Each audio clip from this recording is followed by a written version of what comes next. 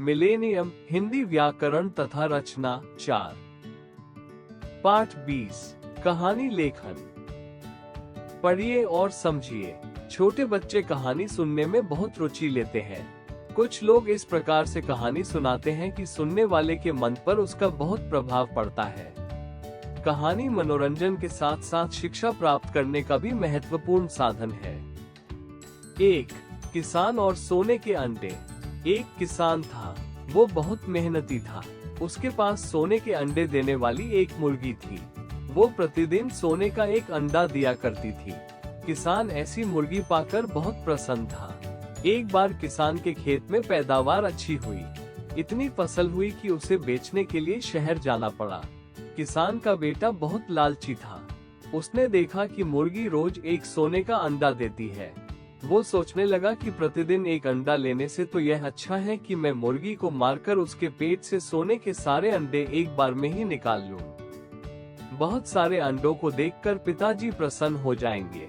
ये सोचकर उसने मुर्गी को मार दिया, परंतु मुर्गी के पेट में से सोने का एक भी अंडा नहीं निकला। जब किसान शहर से वापस आया तो अपने बेटे की करनी पर बहुत पछताया। किसान के बेटे को भी मालूम हो गया कि उसे लालच नहीं करना चाहिए। शिक्षा, लालच बुरी बला है। कौवा और सांप। कौवे का जोड़ा एक पेड़ पर रहता था, जिसमें सांप ने उनके नवजात बच्चों को खा लिया। कौवे दुखी होकर सांप को बुरा भला कहा, जिससे सांप क्रोधित हो गया और उसे मारने के लिए दौड़ा। कौवे ने चालाकी से सोचा कि राजकुमार के तालाब के पास जाकर उसकी सोने की माला चुरा लेंगे। कौवे ने माला सांप के बिल पर रख दी, जिससे सैनिक उसके पीछे पीछे दौड़े। सैनिकों ने जब देखा तो बिल पर माला थी। सांप बाहर निकला और उसकी तलवार से हत्या कर दी गई। इस प्रकार कौवे ने बुद्धिमानी से सांप को समाप्त किया। शिक्षा, बुद्धि ही बल है। बुद्धिमान महात्मा। एक भक्त महात्मा की सेवा करता था, लेकिन उसे अपने पड़ोसियों से ईर्ष्या होती थी। महात्मा ने उसे वरदान के लिए कहा। भक्त ने मांगा कि जो वो चाहे उसे मिल जाए, और महात्मा ने कहा कि उसे जो भी मिलेगा उसके पड़ोसी को उसका दुगुना मिलेगा।